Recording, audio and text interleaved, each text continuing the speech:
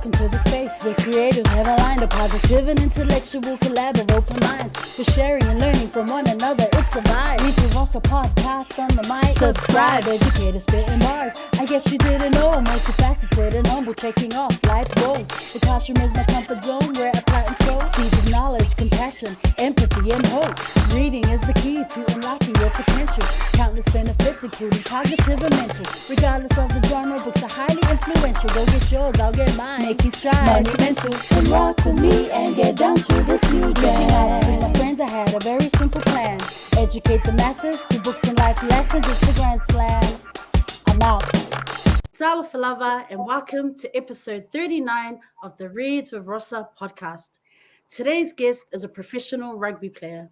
His career has seen him play for the New Zealand schools team, New Zealand under-20s, Counties Manukau Steelers, Taranaki, and the Waikato Chiefs, and he is currently playing for the Tokyo Toshiba Brave Lupus team right here in Japan.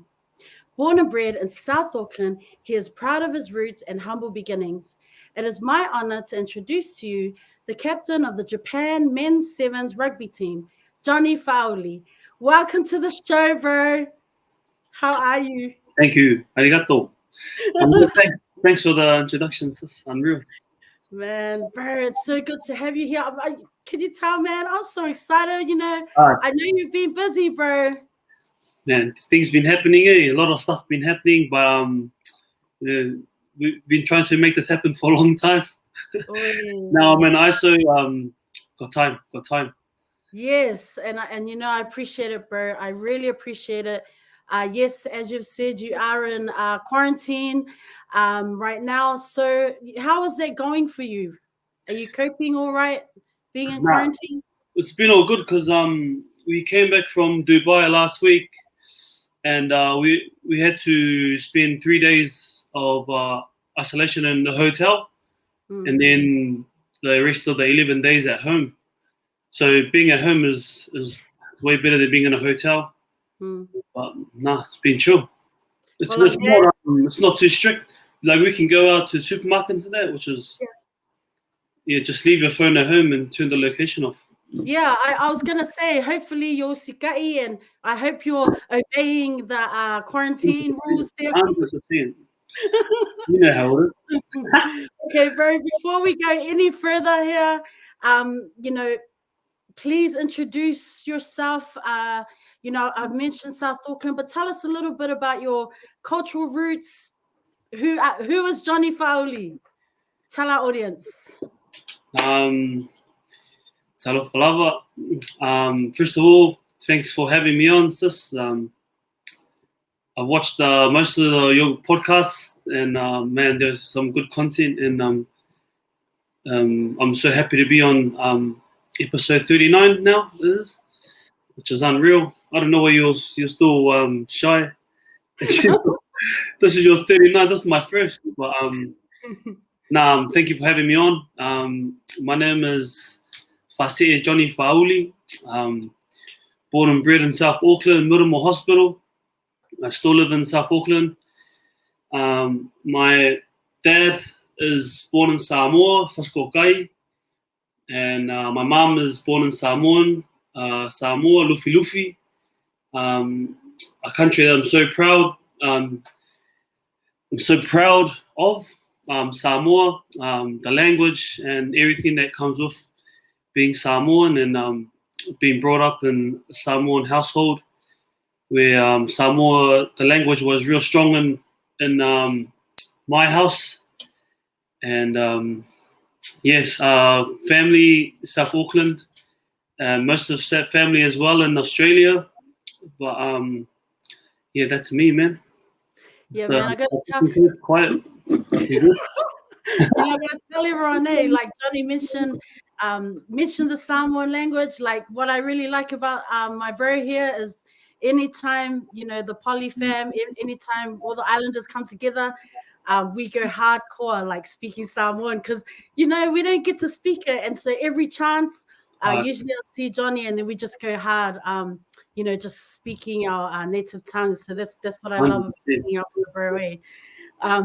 So you know what? I really wanted to start from the beginning. Like, when you were growing up, like in school, did you always want to be like a pro sportsman? Were you looking at other career paths? Like, yeah, like What's it called? It's a good question. I don't know. Well, bro, when I went to Favona Primary School, that's next to like it's Koru and right in Mangele. I don't think I wanted to be a rugby player. I don't know. I can't remember, but the time I knew when I was going to play rugby was when my friends I think I was about 9 years old, and my friends at the time, Mosingi, he told me to come watch his rugby game, Manukau Rovers. Shout out Manukau Rovers. And then I went over, and then I kind of looked at my dad, and my dad looked at me, and we kind of like, man, I think I can play this sport, you know. And my dad, like, he's like, I don't know if my dad was pretty keen to drive to training, because I think he was working a lot of long hours. So, but my dad was like, you know, whatever you want, we'll go for it. And that's where I started. I think Manukau Rovers. You know, were you good at any other sports? Like, you know, usually boys will play rugby, and then the season changes, and then they'll switch to league. Yeah. Like, were you ever a league player as well, or were you just strictly? The league. I've always wanted to play league, but because they play on Nasosa, and you know my family's a Christian family, man. You know, you can't even watch TV on Sundays, man. But I remember always playing volley. Like our families, on Friday nights would always have volley at night, like through to midnight. And during the weekdays, would go to a park and always play volley. I wouldn't have thought to take that professionally, because in New Zealand it's not really a pathway for volleyball players. But volleyball. You know, you went to De La Salle high school. In high school, you went to De La Salle College. Yeah. You were there, and then you went to St. Kitts. How did that change the path that you were going on in terms of professional sport, in terms of getting into like real, like young elite sports? Man, like when I was at De La Salle, man, I had like my best friends at De La Salle College, and at the time, this guy named JJ Taulangi, he was also at De La Salle, but he moved to St. Kitts as well. He took a scholarship, and he looked like he went well, and he done some really good things at St. Kitts, and then I got offered the scholarship as well, and I just changing schools. Like there's a lot of because there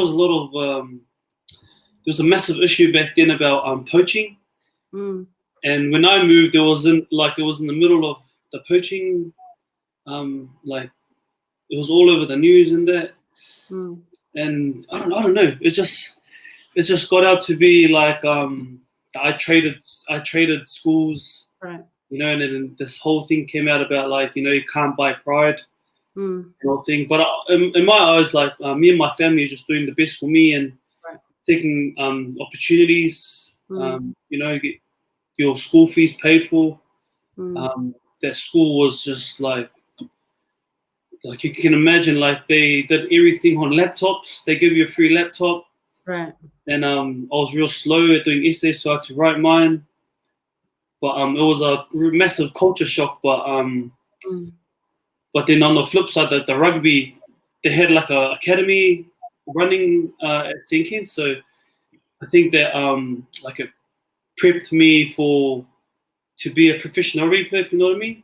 Like you wake up early, gym in the morning at 6 before school. After school, you do this training, and you know you learn about the stuff that you need to learn in rugby and that, and nutrition and that. It kind of started at St. Kitts, but yeah, it's the transition.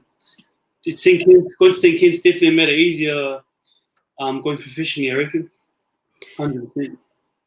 You know, as a young rugby player coming through, you know, through high school, did you have any role models, you know, other professional rugby players that you kind of looked up to, or even other sportsmen or sportswomen or athletes that you kind of really look to? Like people don't know, not know much of him. Benson Stanley. Do you know Benson Stanley? I think I've heard of him, but he went Auckland Grammar. Mm. Auckland Grammar, and he was playing for Auckland, the Blues, and then he's in France at the moment. He's at Po. He was a massive influence for me, but because he was real small, like smaller, and he plays in the same position as me, smaller than other boys in the team, but he would just like hit like no one, like like Samoan, man, no fifi, just go hard. But he studied at Auckland Uni, I'm pretty sure, and I'm pretty sure he took a year off rugby just to focus on his studies in there. And like it takes a lot to sacrifice your career for a year to focus, to you put your family first. And I thought that was inspirational. So Benson Stanley, that also. But it was funny. I met him for the first time at the Blues training, and he kind of walked in, and I was in high school, and I was like, Supples, you're my idol. And he just like, that was real awkward. He was like, hey, this little. I don't like, nah, just happy to be there, just grateful. Just grateful. No, yeah, that's my inspiration. That's so cool. Again, so then did you always want to, like, did you have the dream then to one day represent the All Blacks? Because you went through the program, right? Under 20s, you played for schools. Did you dream about the All Blacks or even representing Manu Samoa, as No, this is like because with my agent I have right now, I've had him for a while now, and man, I told him ever since the start, like I don't want to play All Blacks, I don't want to play international rugby. I just want to like just get out there and just be me and be the best I can be. And he was like looking at me real weird. And it's funny because my dad was in the same room, and my dad's like, "Oh nah, man, this guy's got," And he was just like, "Oh, so you don't want to play like high level of rugby?" And I was like, "I just, I know rugby. They financially, it can help my family, and that's all I'm in. That's what I'm here for." And that's I've stuck that. But then, like I said, if opportunities do come up, like they come up, but if it doesn't, I'm not really phased. I'm happy, and that's the main thing about me, is just being happy. Cool. I want to switch it up a bit, bro? I want to switch it up a bit. Switch it up. just giving you a warning, just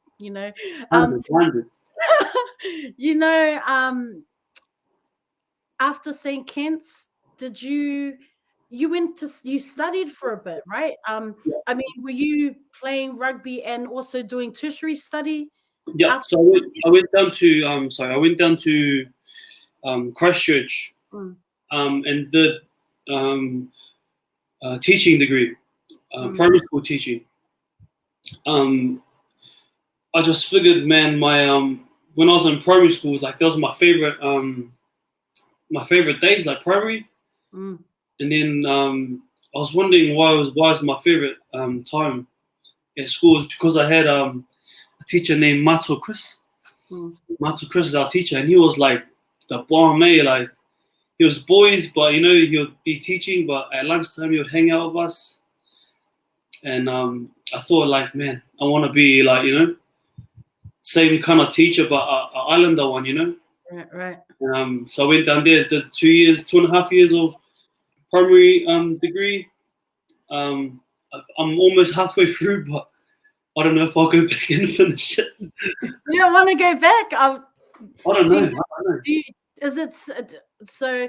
I mean, right now, like obviously, there's a lot going on, but maybe in the future, like It's Yeah, still maybe down the line, I'll go back and finish it and be a teacher somewhere. cool. Is Hopefully. there, if you can't be a rugby player, if you couldn't be a teacher, what else would you be doing? If I couldn't be a rugby player, if I couldn't be a teacher, I would be. Bro, I came back from Dubai. Yeah. Dubai is unreal, man. I'll do something. I'll do something in a different country, like Dubai, Dubai. or like Russia or Moscow. Or, you know what I mean? Yeah. Just be, I don't know, do something somewhere, like rather than the normal, you know, like Yeah. retire back home Right.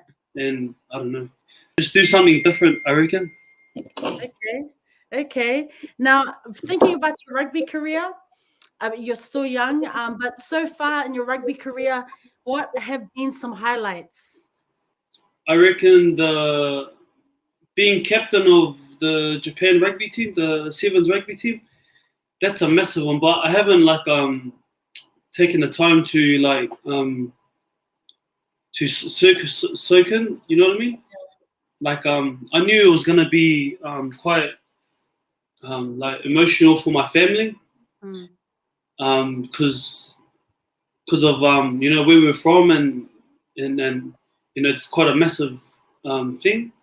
So I when I was in Dubai, like I'd leave my phone at home all the time, so I don't read all the messages because I know, like, you know, that I was so proud of you. You know, I'm so happy for them that they're proud of me, but I just didn't want to get too emotional, like caught up in the emotions, because I knew we still had 3 tournaments to go, so just had to do the job. What are some things that you want to achieve before you retire from rugby? Like, you know, like in 5 years' time, 10 years' time, like what's something that you just kind of like, I mean, do you have a list, a bucket list of things that you kind of want to work away at before you retire as a rugby player? No, I don't have a list, but wait, do I have? One big thing that me and my agent talk about is I think quite a lot of rugby boys aspire to do is they say financially free. Just after rugby, you know, try and use rugby as a vehicle to get like your investments or whatever you do, your Bitcoin or crypto, you know, do your thing, you know. But I think financially free for me and my family would be a massive blessing. And then there's everything like in between, but that's like the main goal for me anyway, is to be financially free. Sharp, man. Of Amazon, oh nah, man.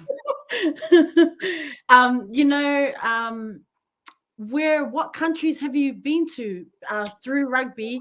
Where have you played around the world? And I mean, you've mentioned Dubai now, like you've been in the Emirates, but what are some favorite places where you've visited because of rugby? I've done like most of Asia now. I think, Thailand, Singapore, Malaysia, Italy. Italy was quite nice. I didn't ever thought I would go to Italy, but we were in Italy for World Cup. I can't list them all. You've been many places. There's been a few trips, but Dubai will have to be up there, man. Dubai. Next year, I want to go as a spectator. Oh, hey. So I can. World Cup. It's the World Cup, eh? Is that where it is in Dubai? The next World Cup is in. No, the sevens World Cup. Where's I don't know. So you're just going to Fa'amanga and Dubai.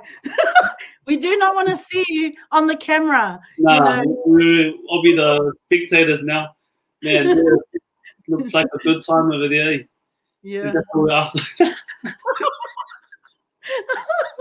What a ula, There's man. lots of Samoans there, eh? Are there lots of Samoans? Did you meet a lot of them? I met a few Samoans, eh? And like during the games, you'd mix and mingle with everyone. Yeah. And during the games, I'll just put my hoodie on and Samoans, so I'm like, "Sole, I'm from Otara." It's like, "Oh, yo," and some fire English. No. You were like, Not like that. It was not like that. behave yourself, eh? Yeah, It's no. a behave yourself. It's a bit of responsibility now, you know. Let's talk about rugby in Japan. Why did you decide to come to Japan? When did you come? 2018? No. 18, 20. early 2018, I think. Yeah.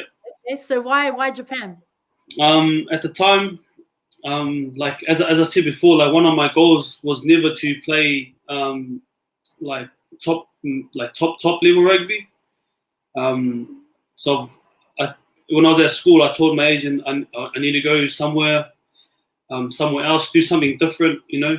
Because at the time, Bundy Aki left early at a young age, and they're like, look where he is now. Like, man's raking it in. And then he's like, if you want to go overseas, you need to get into these teams to get a decent contract. And so it kind of made me have to stay in Japan or in New Zealand to make like Taranaki and then the Chiefs to kind of, you know, get a decent wicket outside of New Zealand. So when we were in talks with teams, and then the good also Michael Leach kind of reached out because we were playing together at the Chiefs.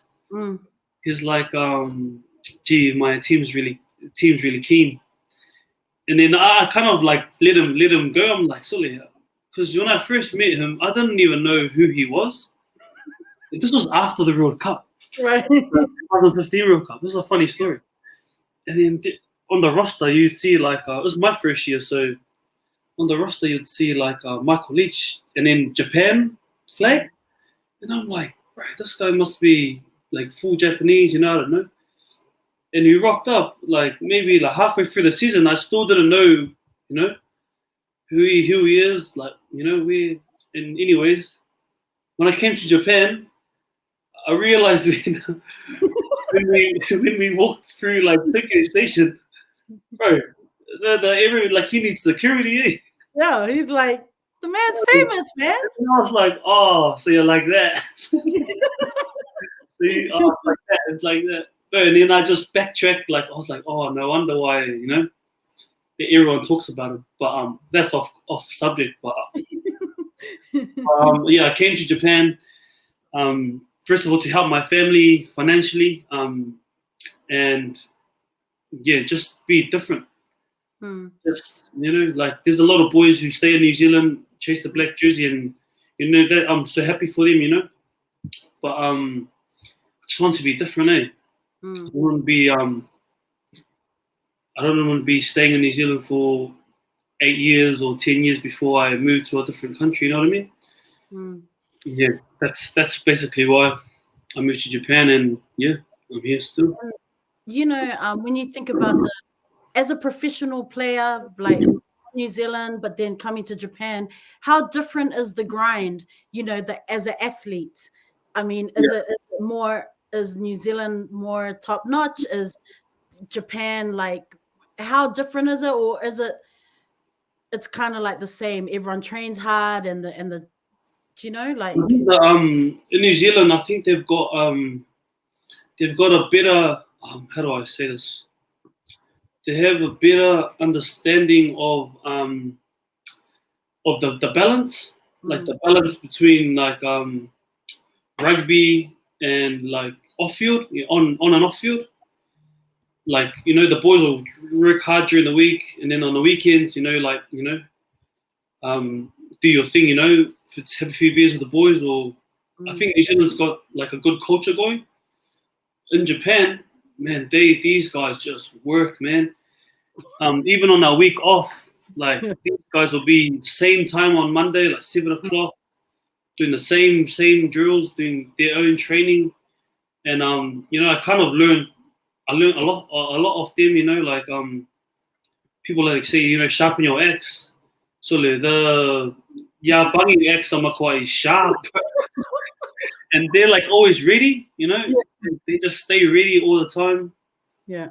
But they don't know, like, I don't know, like Islanders need to, let their hair down, Really? Work hard towards the goal, and then after the goal, you need to relax and ipuki, and Man, it must be challenging for you, all those late nighters there, and then have to like 7 a.m.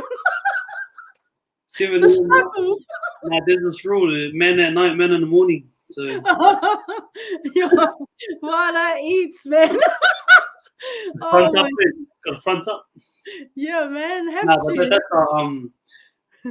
when I like think back on my time in Japan so far, that's exactly why I moved countries to learn different cultures and learn their way of life and how they respect rugby so much.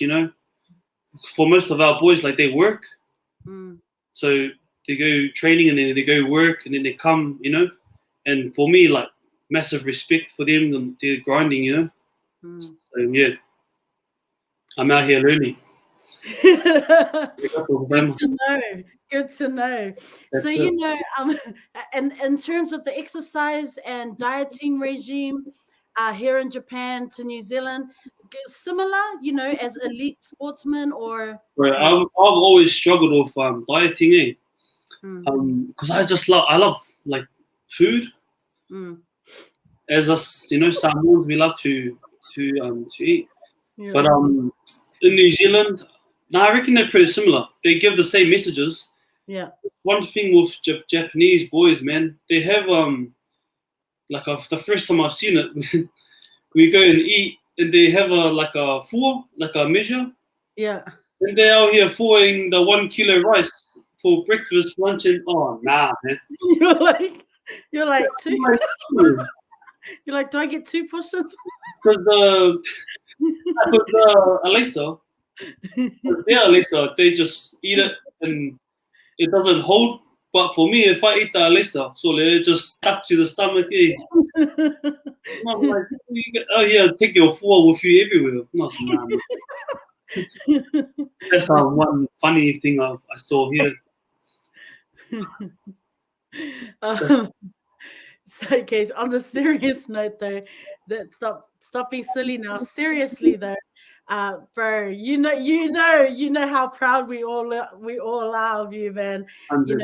Huge congratulations on the Sevens captaincy. I honestly thought when you were telling me that time that you were kidding. Like, I was just like, "Hey, I know.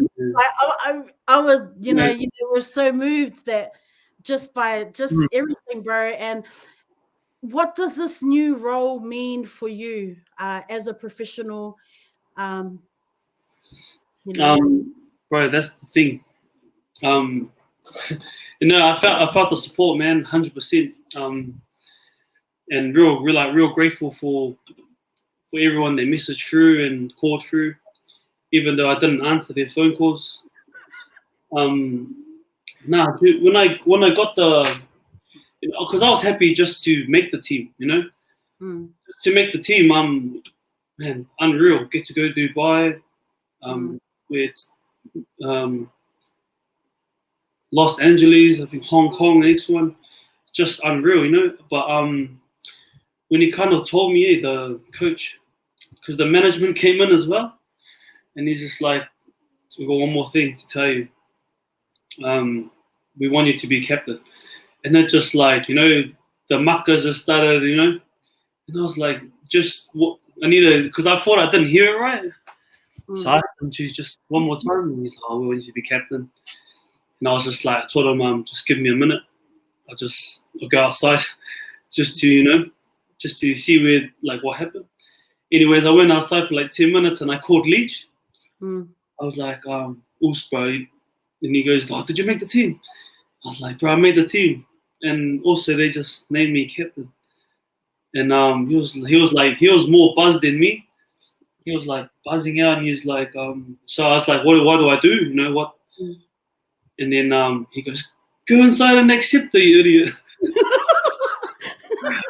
I'm probably gonna just leave and go. I'm like, oh, yeah, no, that's a good idea. Anyways, I went in and I kind of told him like, you know, there's only one thing that that you're gonna get from me, and then they were like eager to know, and I was like, you know, I'm not out here trying to be like Michael Leach or the Japan captain or anyone else. I'm just gonna be myself, and that's one thing I want to let you know. If you still want me to be captain, you know, I like to joke around, and and they're like, no, don't change who you are. That's just, you know, we need that in the team. And I was like, sweet, that's us. Let's go, let's do this, and that's what happened. And you know, like after this Dubai series, I hope I haven't changed. You know, like before I got named captain, that's one thing I always like look back on. That I hope I'm the same person that I was before they named me captain, to my family, to my friends, to, you know, to everyone. But yeah. Don't worry, we'll let you know when you're changing. You'll hear about it when you become changes. You will hear about it. That's it. Just don't change it. Just be me. That's cool, bro. You know, when you told your dad, when you told your granddad, I mean, I can only imagine how emotional they must have been. Like, yeah, nah, my family were they're real emotional about it, to be honest. And when I got named captain, it was emotional for me because it's a massive reflection on my family and my upbringing and who I am and who they are. Like, no one knows my family, but for me, like, it's a reflection of how they brought me up to be, and you know, I'm just out here to make my family proud, and that's it, you know. And because I haven't been home in, like, it's coming up 4 years now. So if I can make them happy in that way, then, man. And my grandpa, I told my grandpa, and he was pretty chuffed. He doesn't really understand the role, like, you know, like, oh, it's all good, you still have to train, that's everything. And then at the end, he's like, yeah, if you like to go pay more, it's all. He's like, how much money? Hey, tell me, man. And I'm happy because that's him, you know. Yeah. He doesn't change for anyone. If you're, you know, auntie, uncle, he doesn't change. It's be him. And hopefully I've got that trait, just being myself. Oh, bro, that's solid. You know, in Japan, there are many Pacific Island players, right? Tongans, Fijians, Samoans, Cook Islanders, Maori. Do you all know each other? Like, you know, as a collective, do you look out for each other, or is it kind of like you only come together when teams are playing each other? I feel like in Tokyo, like with us, there's a really close community that like us Samoans, we always come together, you know, once in a while and have dinner or something, which is like, and Amelia as well. Amelia is quite big on the bringing everyone together, even though she's late. Shout out to the sis. She's the OG 275. But like for other boys, like it's hard to connect with boys that live in Fukuoka and Osaka, obviously, because they're like hours away. But when we play each other or something, like after the game, like it's like we've known each other for ages, you know, because there's not much islanders in Japan. That when we come together, just takes a bowl of kava to, you know, break the ice, and away we go. What do you like about living in? Oh, actually, before we go to living in Japan, you know, being the captain now, do you have to have like a certain level of Japanese? Are you like, pera pera? Nah.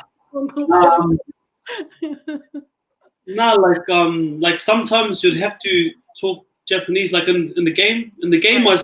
I speak like more or a little bit more Japanese than I usually off field because, there's only a little bit of time in the game, so you just say what you know. So whatever comes to my head, yeah,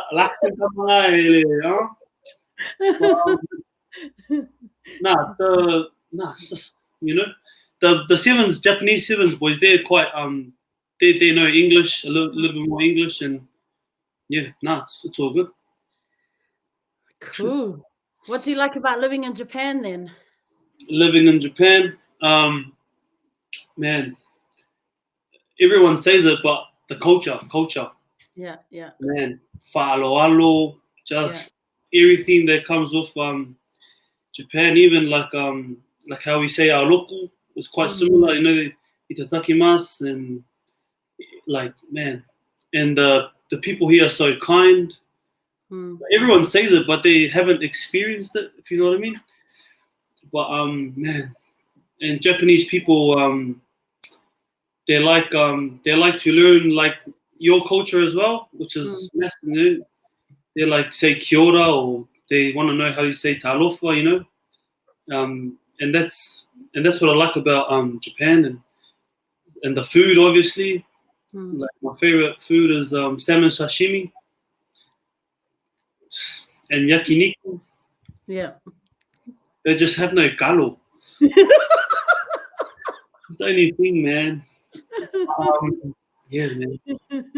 Well, I hear you, man. We'll be back in home if Auntie Jacinda opens up the borders, and shout out to Auntie Cindy. Hey, some galo, man. Were you excited when they legalized tattoos here in Japan?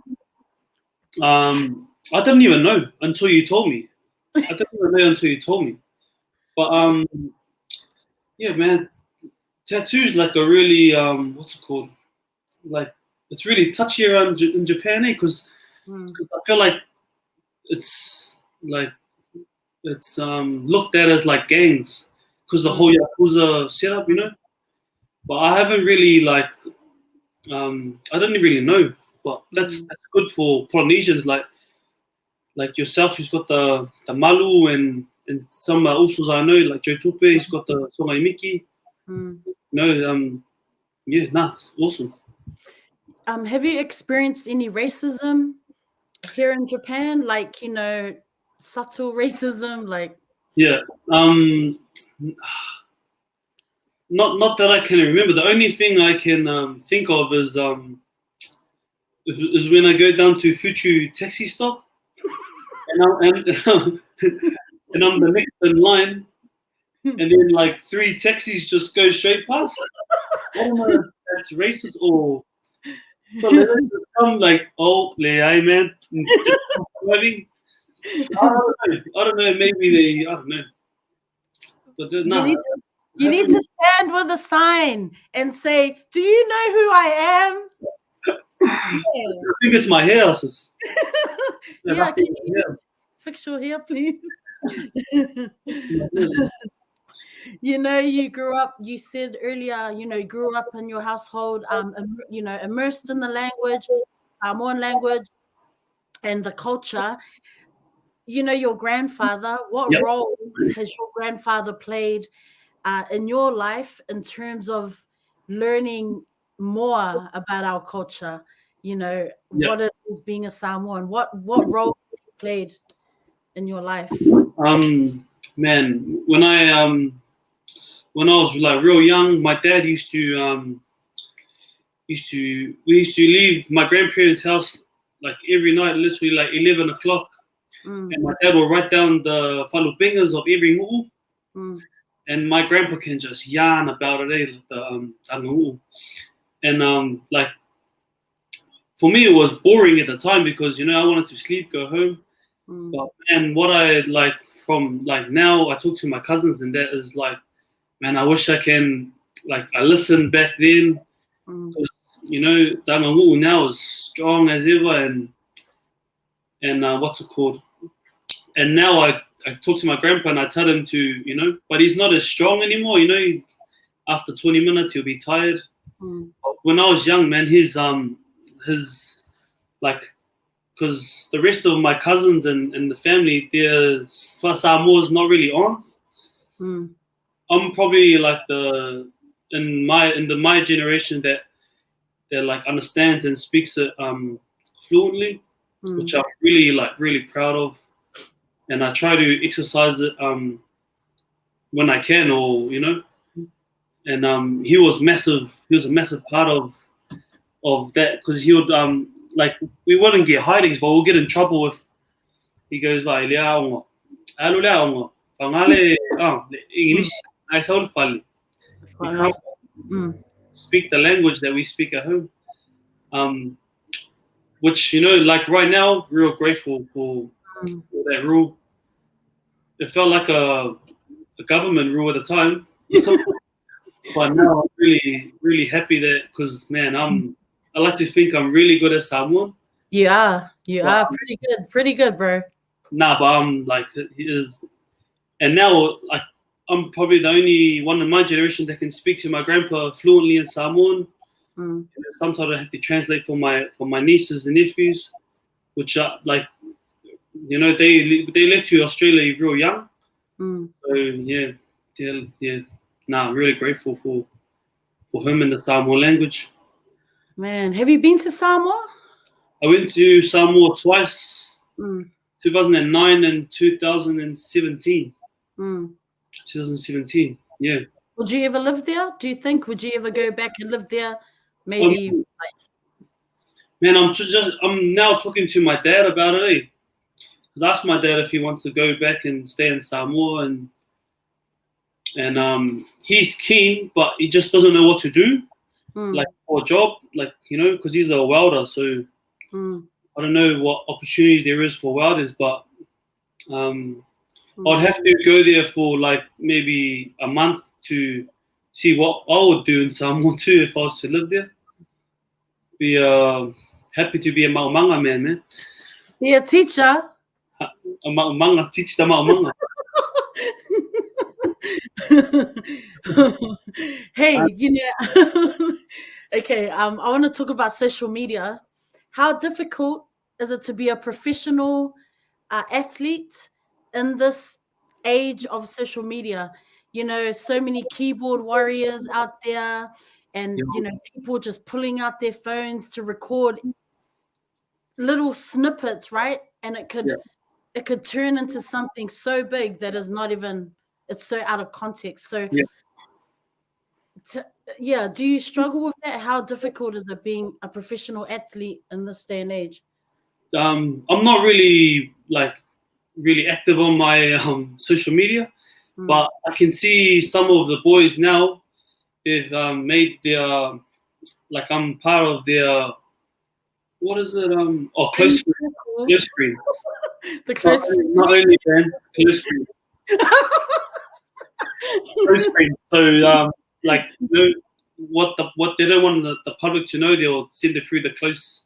But man, it's definitely like, man, social media should be like your personal social media. But now, like, we got teams saying like you can't post this, or you know, I reckon like maybe in 5 years or few more years, there's gonna be like contracts, because especially like everything like happened with like Folau and Folau and that, like, man, just so hard to try to be yourself with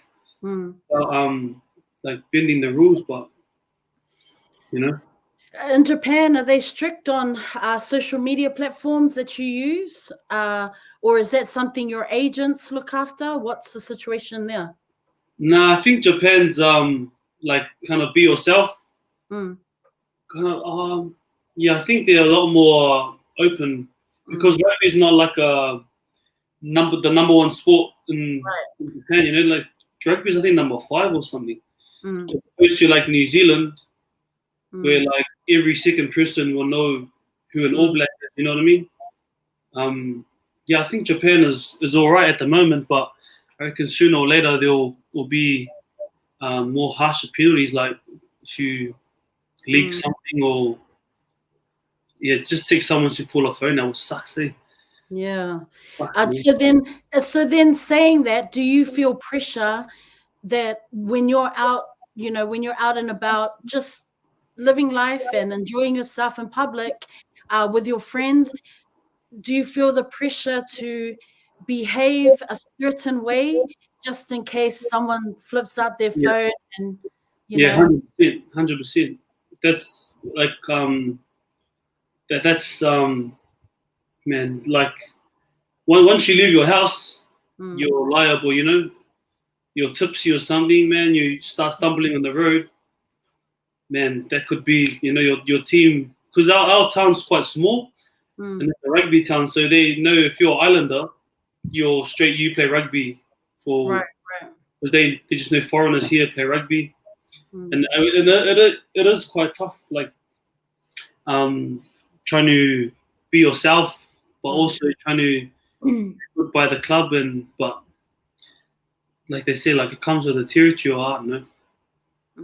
Man. So how do you deal with the criticism, as a rugby player? How do you deal with people like keyboard warriors who, you might be having an off game, your team might be having an off game. Like, how do you deal with people who just, commenting and being real, like bitter and, saying things, being rude online? Yeah. For example, in the NRL, it's very common. And I was wondering, as a rugby player, how do you cope with that? Yeah. So all my teams that I play for, I don't follow them. They're all blocked. All the rugby platforms, I don't follow any of them. That's why I was like real low key on social media. I don't really, but like, and if the people don't know your Insta handle, I don't know how many times I've changed my Instagram name, but like, that's the only thing I could think of that would help me, because if I don't follow any of those platforms, then you won't see the comments.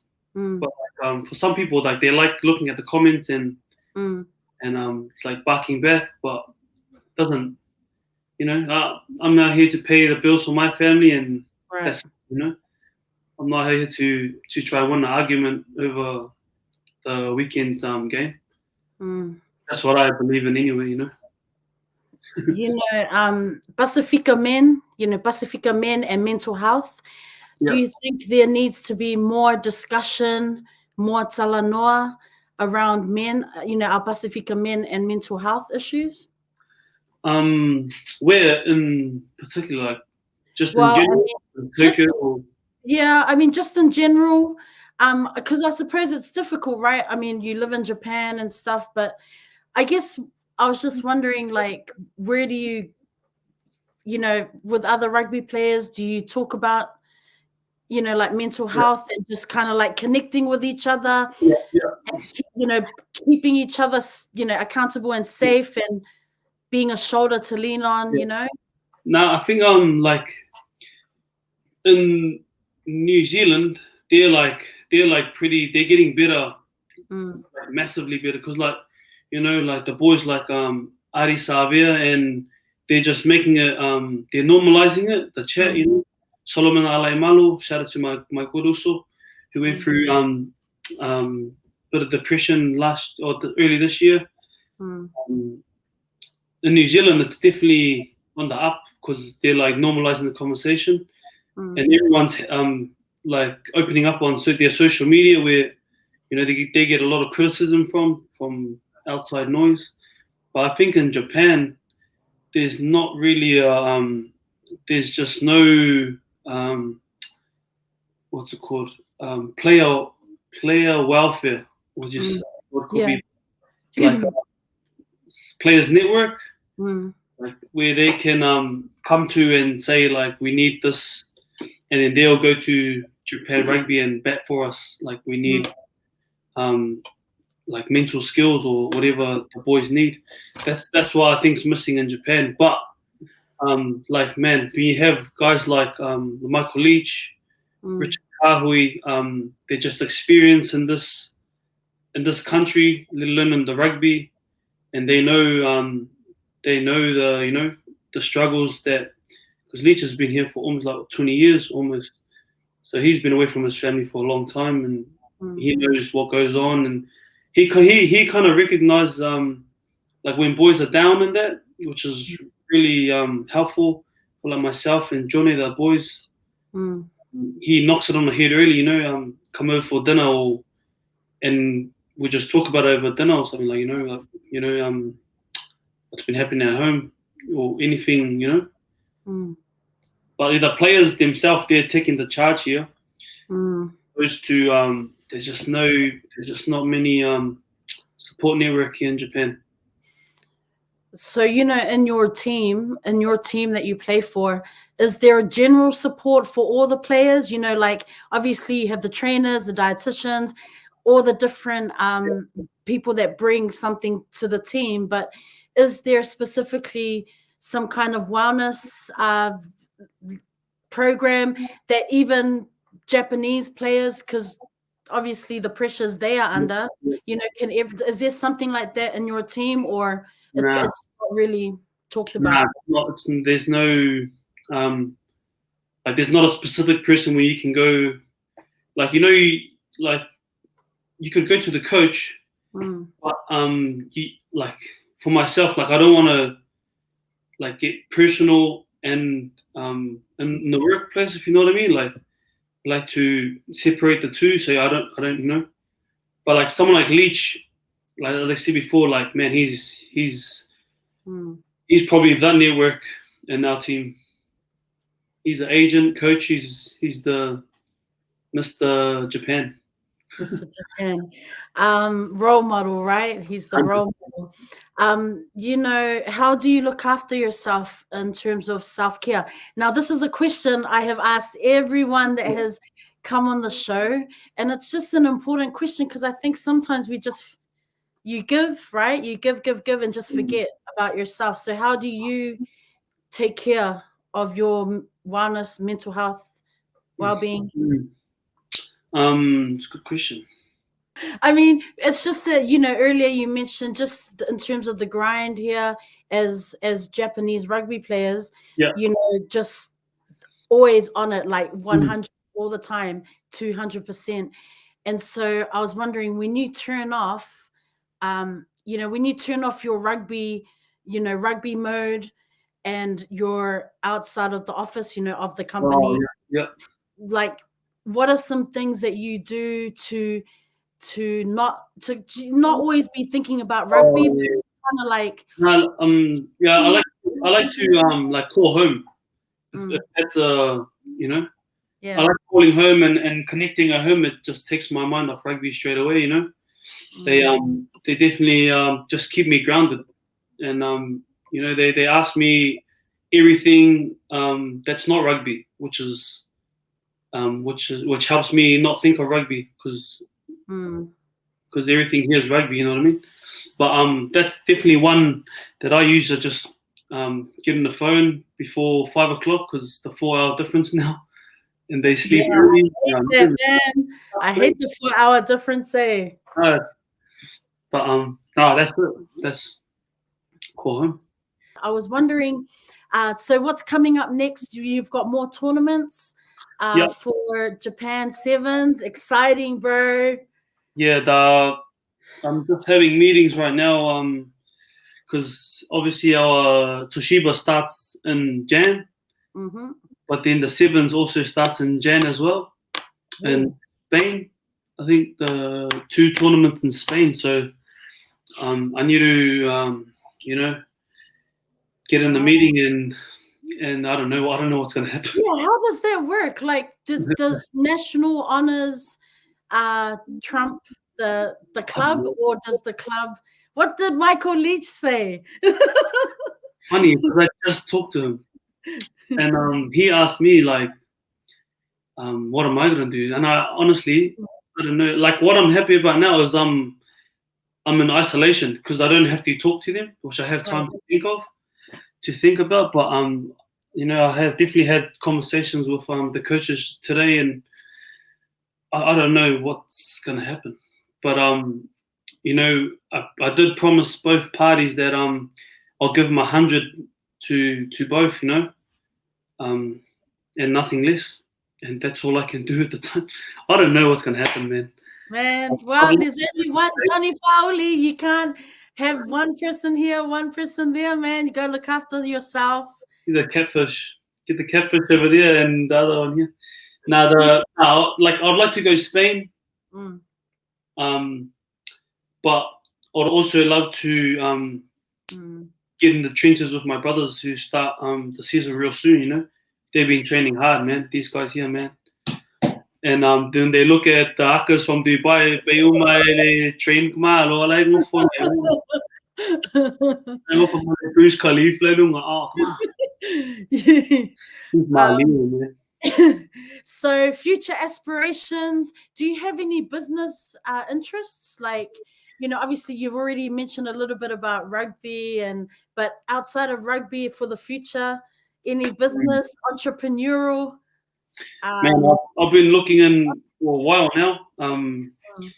Me and Leach would always send like links over, tiny homes. Tiny homes and like container homes. Yes. Wow, that like up at like midnight, 1 o'clock, just looking at these. I don't know. I want to do something in that space. Because like after living in an apartment for a while, you know, you don't have to mow the vow, you know, like everything is like small. It's everything you need, like minimalism. Yeah. Everything's here, you know. What you need is can only fit in your fali. And I think it will be like the future. Tiny homes. And so are you into crypto and Bitcoin and all that investment? Me and my mates from high school, we bought I don't know if you know, like Ethereum. We bought Ethereum in 2015. What was this? Yeah, I know, because my mates were like onto it, eh? Yeah. So we've done pretty sicky on that one, but we haven't like had a meeting about going again in crypto. But I don't know. Just like I don't know. But it looks, you know, when people say they buy houses with crypto, you're like, oh, give me some, you know. But you know, you gotta have the funds to take the risk, eh? Hard. Not at the loan shop. Okay, so just in terms of reading, have you read any books lately, or got plans? You got a book that you're keen on checking out? No, I don't read as often as I should, but at the moment I'm trying to get Sonny Bill Williams' book. Yes. You know, just because of you know his whole just Sonny Bill, you know. Idol when you're growing up in school and you play rugby now and he's still, you know, the man, and everything he went through as a rugby player, you know, just being mean to read about him. And yeah, Sonny Bill's book. Yeah, I'm actually reading the ebook, so I've just got it on my Kindle. It's so good. I think I'm like 3 chapters in. I just started it. Yeah. But I think you're as an elite sports, you know, sportsman, a professional, I think you will really it will resonate with you. You'll read it and be like, man, it just here in the Fatu. I think you'll enjoy it, bro, to be honest. Thank you. Okay, so you know, we're at this point of the show where I just, you know, I ask the guests to give some words of encouragement just for our listeners and for the audience, you know, just for anyone who's wanting to perhaps pursue a career in sports, you know, in professional sport. Before I hand it over to you, bro, to just to close the show, I really I just want to say again, it's an honor just to have you on the show. as you mentioned in the beginning, you know, we've been trying to make this work, and because you got a busy schedule. So I'm so humbled, bro. I'm so humbled that you decided, you know, to come on. You know, you don't really, you know, you're pretty kind of like low key and not one to really share and open up, you know, just about your journey. But I was so adamant, and I said to you from the beginning, bro, you got to come on the show, because you know your humble beginnings, your roots, where you grew up, where you come from, you have this, you've got this journey and story to share. Yeah. And I really wanted you to share that, just for, you know, the little Johnnies living in South Auckland, you know, the little kids in South Auckland who are looking up to people like yourself, who are now out there, you know, playing professional sports. So, you know, I want to thank you so much, bro, for coming through on the show. You know, wishing you, you know, we got you, wishing you all the best with the tournaments coming up, the start of the season, the Japan rugby season here. We got you, bro. We love you, and we got you 200. So just hand it over to you just to wrap up our show, my brother. Man, I'm usually the one to receive the words of encouragement, but on the like, just from what I've been through and my journey so far, I just hope that when you do whatever you do in life, just be the same you. Don't change for anyone or any environment that you're in.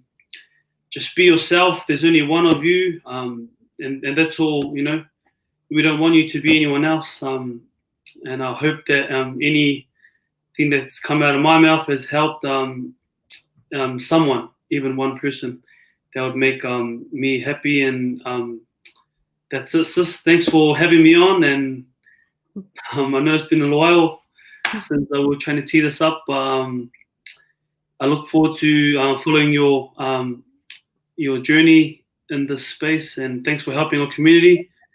Arigatou gozaimashita.